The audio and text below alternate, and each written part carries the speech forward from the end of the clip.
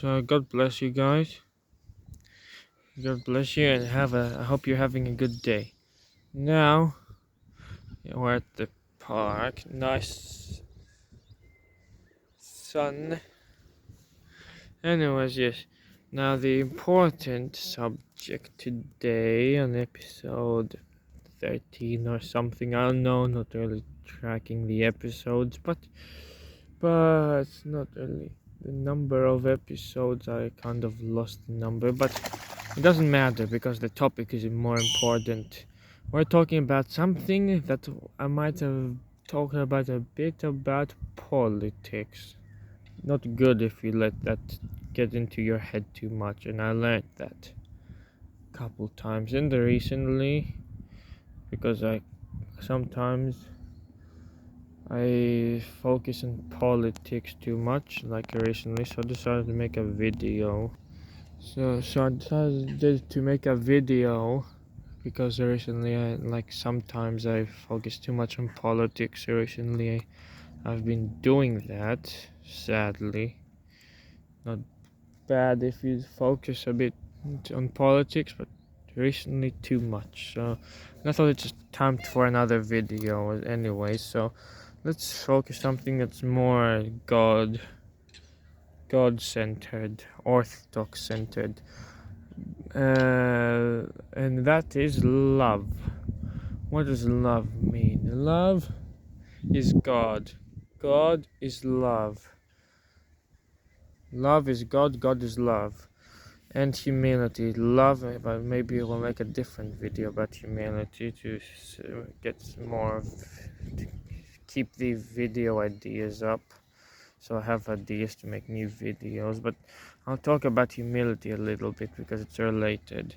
And love and humility, but mostly we'll be talking about love. Love and humility are God.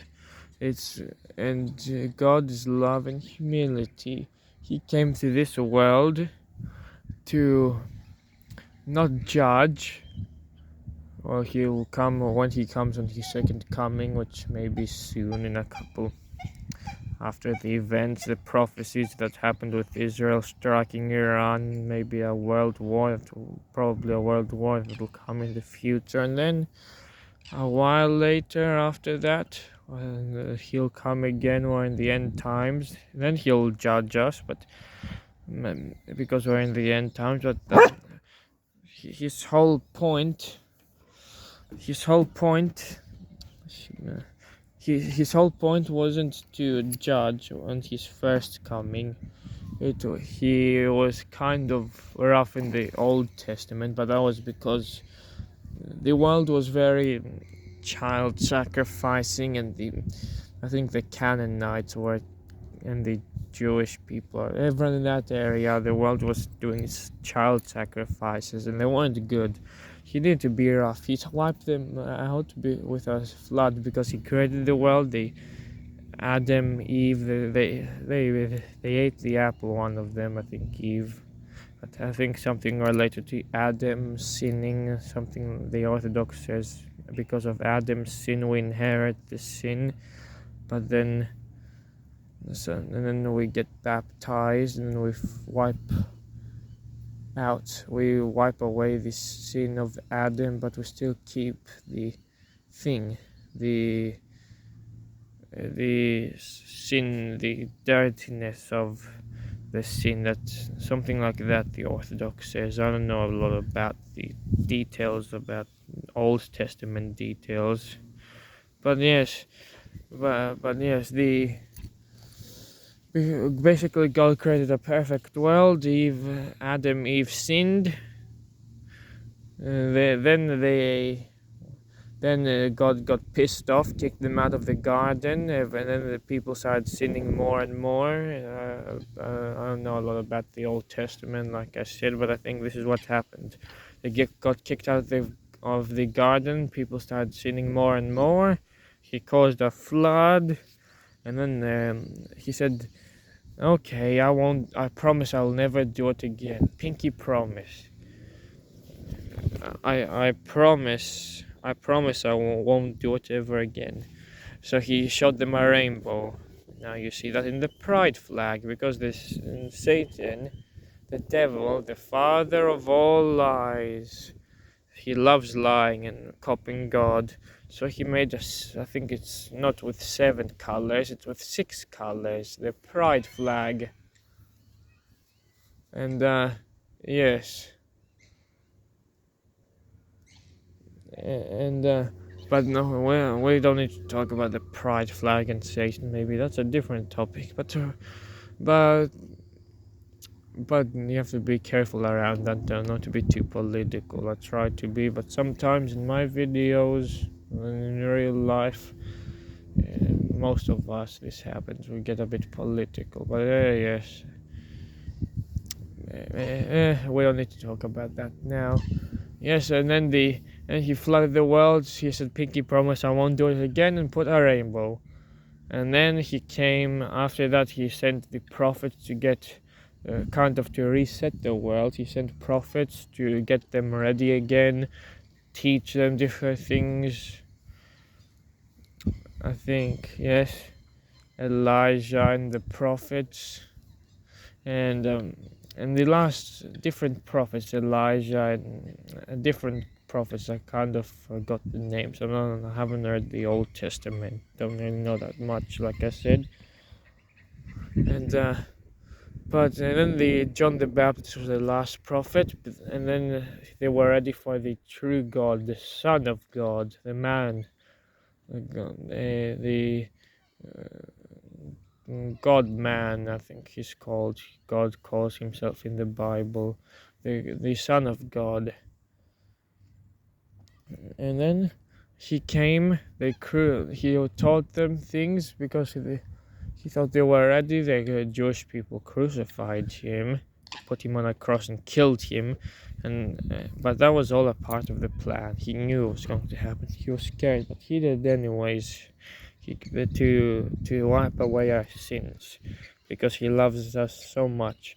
Then for a lesson, he said, "You scatter away until you learn your lesson." And spoiler alert: the Jewish people made their own religion after that. After he was killed on the cross on earth, after they killed him on earth, but then he didn't die. His body died on earth. But half of him was also God, so that other half went into heaven with his body, because they never found his body. It just floated when he resurrected his soul and the body, because he's God. They both went into heaven. That's why there was only the tunic left. And then the Crusaders stole it from Constantinople, the tunic, and now it's in Turin, or in France, or somewhere like that, in Italy or somewhere. You can still see the face with UV light if you do it with UV light. Use UV light over it. You can see God's face and arms and the wounds and things.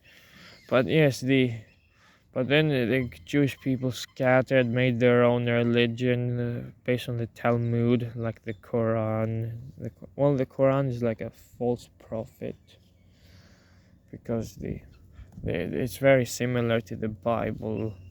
You can they even consider God and Jesus as more not as important, the second most important prophet under Muhammad. So it's like the Quran is like Muhammad is a false prophet. It's like a fake Christianity, but it's still not good. Even though it's so similar, don't get tricked, it's not good. They're false prophets. And the Talmud, a whole different religion and sorry about that, but yes, the Islam, some saints, they might have heard the saint that calls it the Muhammad false prophet, because it's so similar to Christianity. It's like, I read a bit of the Quran, the start, and they have Adam and Eve, they have Jesus, they have Mary, they have the whole of the Bible, but in a twisted way. And then even though it's so similar, you might say, oh look, it's so similar, and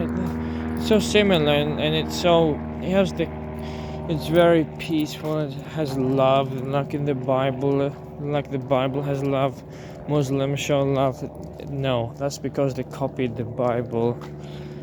If they copy 90% of the Bible and they put 10% violence and I don't know, whatever, they marrying 9-year-olds and twisting the Bible to their sinful thinking, because it's not all love from the Bible. It might be 10% of the Bible, and it might be 10% of the Bible, 90% of the Bible, 10% of their sinful thinking. Like, oh well, we want to show love, but this sounds boring. Maybe that's just how Muhammad thought, because it might be true. I don't know, because now that I think about it, this might be how he thought of when he was writing the Quran. I like this book, the Christian people, their Bible.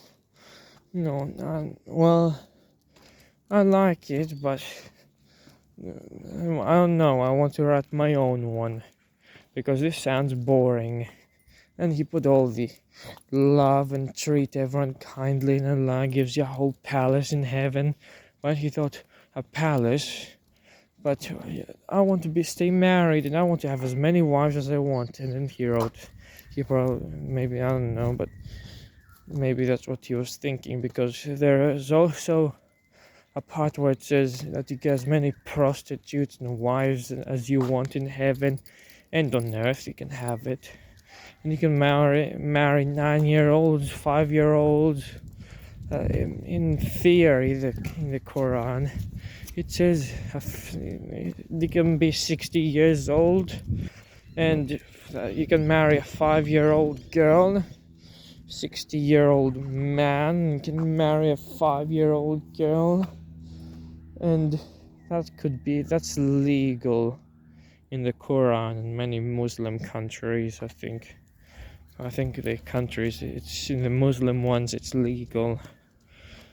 But that's what it says. It's like taking the Bible, the Islam and the Quran is like the Bible and Christianity, but a twisted, kind of sick version. I don't want to judge them, but it doesn't sound right. A not very right version of the Christianity and the Bible, because it's not. Because an angel from heaven from Allah came down and inspired Muhammad to write the Quran. I think that's how it started. He saw an angel that gave him a message, just like in the Bible,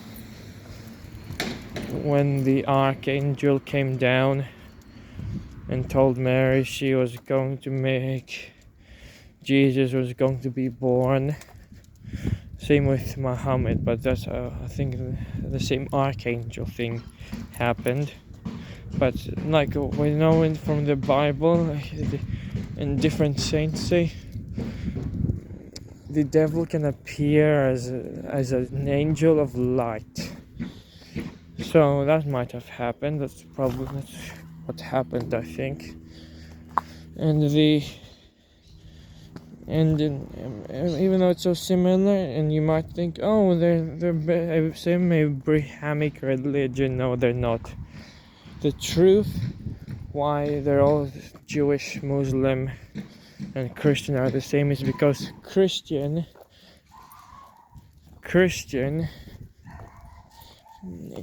the Christian church, the Orthodox church, I'm saying Orthodox because they keep a lot of the traditions and they say they're the true church, and you can see it.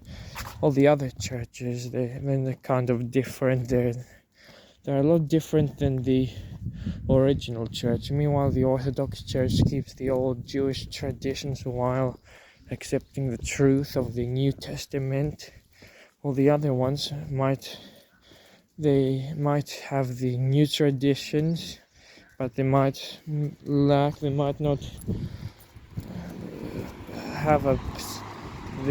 have the history of the Old Testament. They might not have the history of the Old Testament, and they mightn't have those traditions that the Orthodox Church has. And you can really see that if you go into an Orthodox church, the ancient icons and the chanting. So I'm going to use that as what Christianity is. And that from the old Jewish praying and the sensing and the blessings and the chanting and the icons and all of that, all the Old New Testament history that the Orthodox Church has. Now I'll say why I can compare it. That's true Christianity, the Orthodox Church. And let's compare it to Islam. Islam became 500 years later, and they're like a false prophet, like some saints say. And it's true, they copy everything and they add the lustful, the sinful thinking of having 1 million wives and marrying 5-year-olds. 80-year-old men can marry 5-year-old girls if they don't want to. That's legal. I don't think there's an age range in the Quran, but yes, that's kind of their way of thinking. And obviously that's not true. They came 500 years later. The love that Muslims show every person, God created every person with love, and they copy that from the Bible, and they have that natural love that every person naturally has. But they also have that, if they were a true Muslim, because some Muslims, most I think, they don't copy the Quran 100%. Most that you'll see in public, I think most of the ones I met, if I met any, I don't remember, but maybe I think I met some, I think, yes.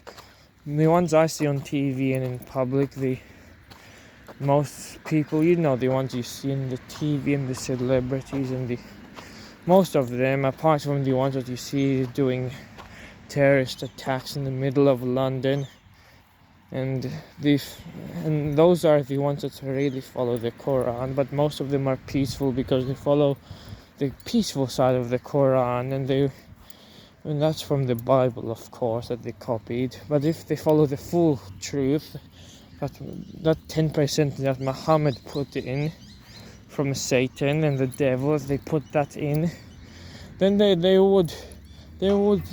would overrun the 90% good, because you would see that there would be different people, and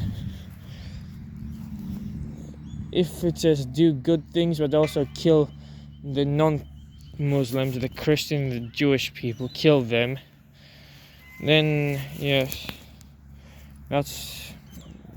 you can see how that's not a true faith.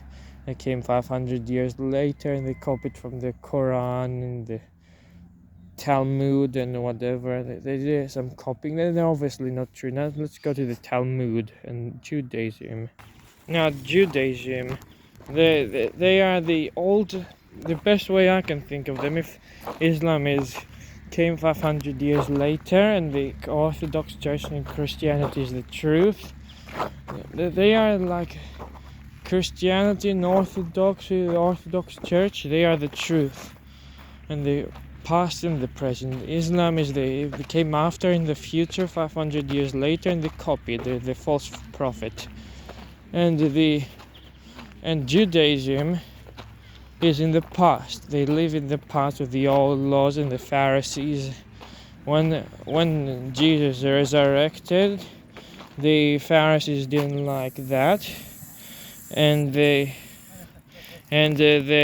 Jesus resurrected, these Pharisees didn't like that because they hated Jesus.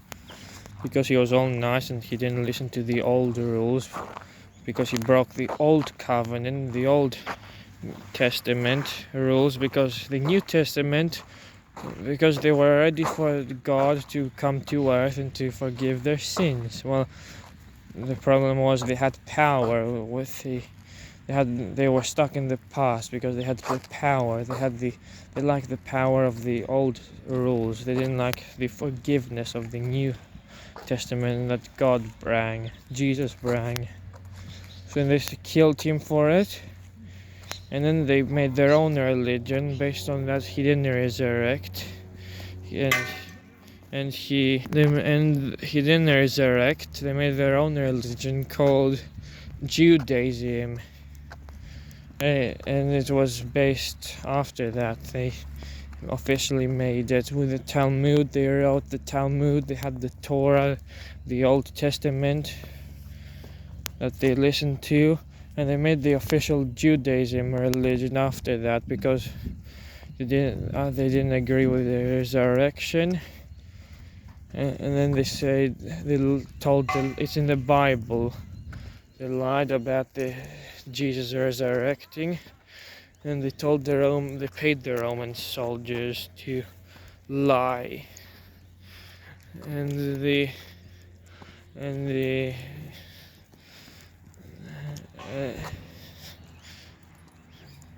they told the Roman soldiers to lie because they didn't like the truth, and their whole religion is based on a lie.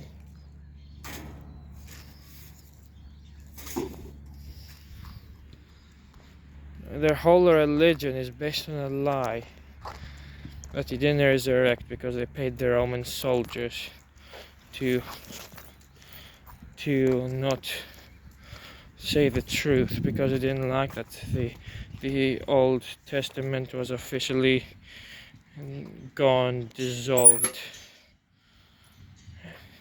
They wanted the power that the New Testament gave them with their rules, but Jesus said, okay, that's fine, the Old Testament is done, now you have to listen to my rules. They didn't like that, and they killed him.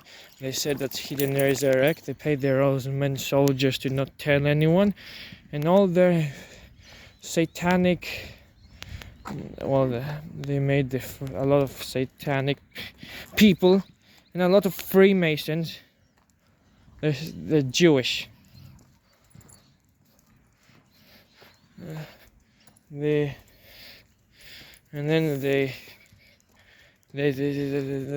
did that, yes.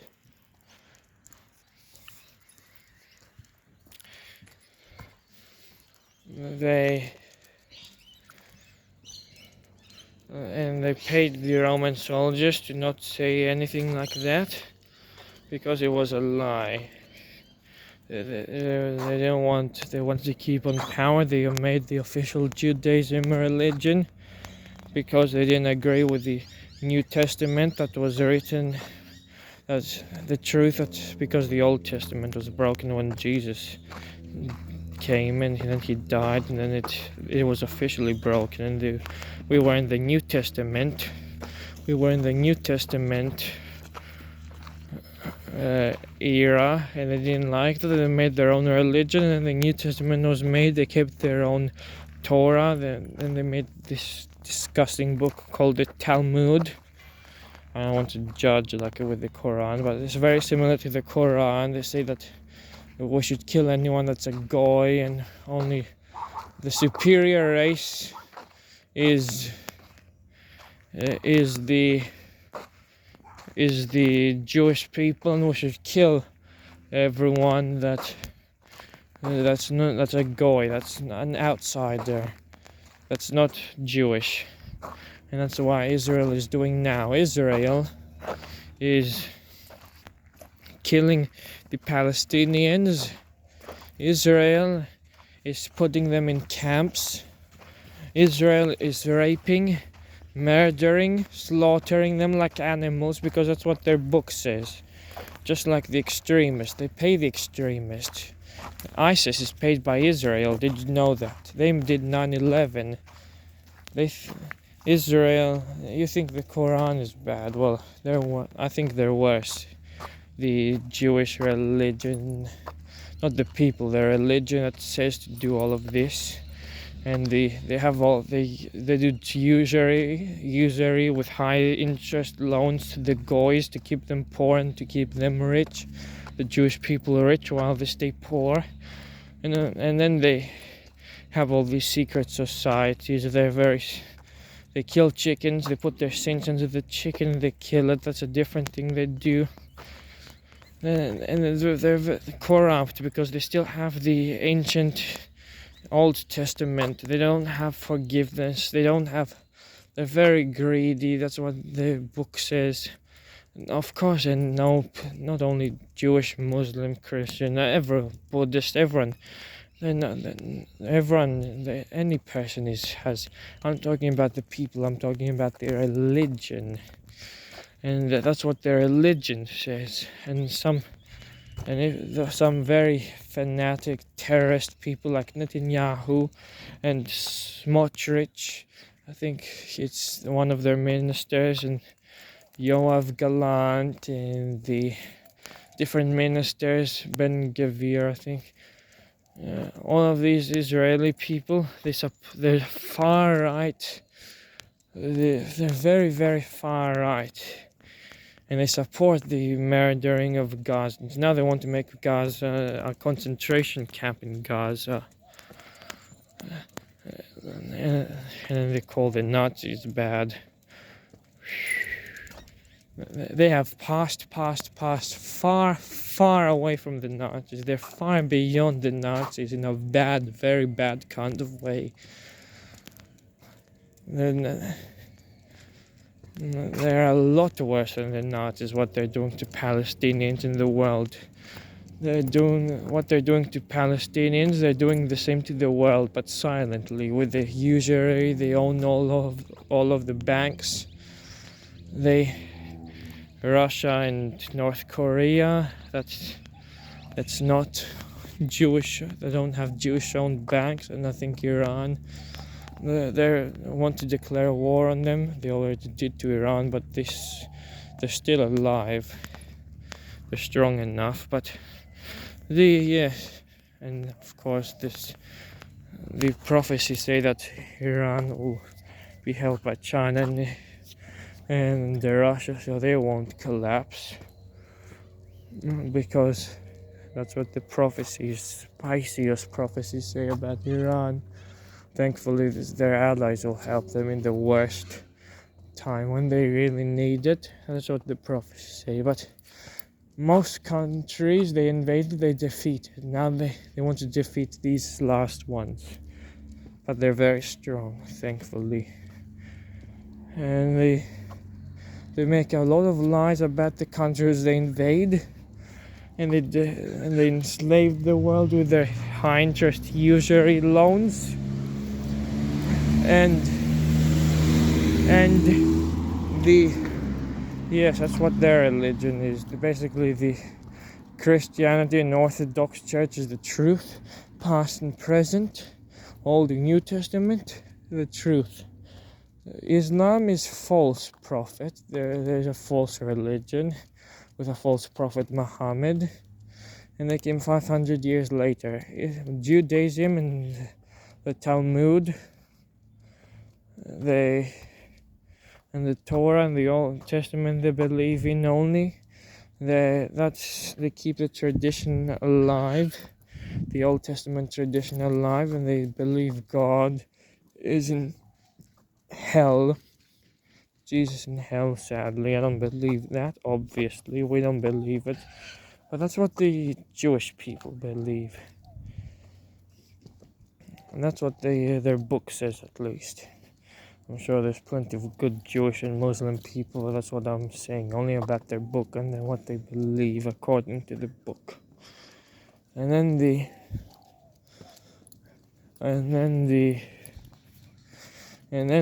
she marries she's the opposite of a virgin, let's say it like that. Very sinful thing, bad, horrible thing to say. And now don't judge them, pray for them. The non-Orthodox people, we should pray for them. The heretics, the Muslims, the Jewish, all of the non-Orthodox, we should pray for them. The heretics and the schismatics, they should pray. They come to the one true church. Even the patriarchs and corrupt priests and people, we should pray for them. Even the ones that they're perfect, we should pray for the ones that are perfect, to keep being perfect, or to keep being not as corrupt as other people, not as bad as other people, because we should pray for peace and for everyone to be happy and to stay uncorrupted by the devil. The ones that have been corrupted, pray for them. The ones that haven't, we should pray for them as well, to keep being uncorrupted by the devil, to keep them on the side of God. And and now after our little thing with we were meant to talk about love and humility, and I went on the side a bit there, but like I usually do, but you at least got more information than you would in normal videos. I can give you a lot of information there, but that's at least good. And then the what you should do, now let's talk about love. Love is God, and God is love, and His humility. Humility is God, and His love and humility. God is love and humility. Humility and love is God. You can't separate them two. And you should love each other like you do your neighbor as you do with yourself. You should love everyone equally. And now that I might have been political in the past videos, even in this video, but we shouldn't. Sorry if I was a bit political, but I want to explain some things, not beating around the bush too much. But sorry if I was a bit political in my other videos. I don't like beating around the bush, like they say these days. But if I'm political, and if I'm a bit, I have that energy, don't you mistake and hate and this negative talk with when people talk about politics. They have this energy, the negative energy. They hate some people, a lot of people have, sadly. We shouldn't be like that. We should love everyone. And if I have that, I didn't mean to have it, but I don't like beating around the bush either. I like being straight to the point.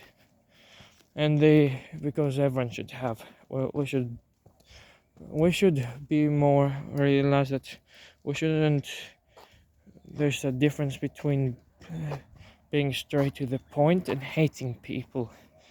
Having the pure truth versus hating people. There's a difference. Unfortunately, a lot of people are too soft these days. But yes. But anyways, we should love everyone and not hate anyone, and treat everyone as you want to be treated, and have humility, because it's very important to be humble and have humility and love everyone, because that's what God was like, Jesus was like. When He comes, you die one day. I don't know when I die, and I don't know when you die, but when we die one day, we have to be ready. And yes, we have to love each other. And